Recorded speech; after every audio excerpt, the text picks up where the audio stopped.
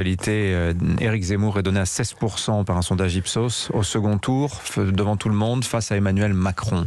Ouais. C'est l'adversaire central du président de la République en perspective de l'élection présidentielle, s'il est candidat, puisqu'il ne l'est pas officiellement. Aucun des deux ne l'est officiellement. Il y a un bout de la réponse dans la question. Il y en a un qui est président de la République et qui doit quand même diriger un pays qui se relève d'une pandémie historique.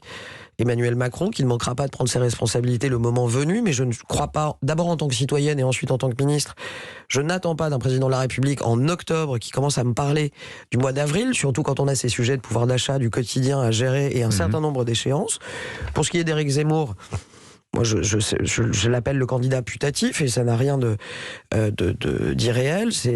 Il promeut son livre, il est dans une séquence où... un peu plus que promouvoir un livre. Oui, moi je reste assez pragmatique. J'ai une certitude, je vais vous dire. Octobre n'est pas avril. Et je vais reprendre dès que j'ai une minute. Ça vaut pour l'un comme pour l'autre. Hein. Mais c'est totalement valable et je le dis de façon assez distanciée. Octobre n'est pas avril.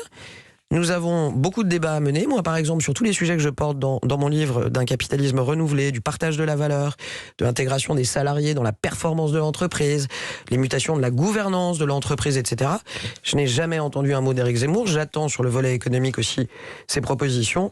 Ma certitude personnelle, c'est que l'immigration n'est pas l'alpha et l'oméga de la problématique économique. Et donc, rendez-vous en janvier, en février, en mars ou en avril. Octobre n'est pas avril. 25 ans d'études d'opinion le démontrent assez aisément.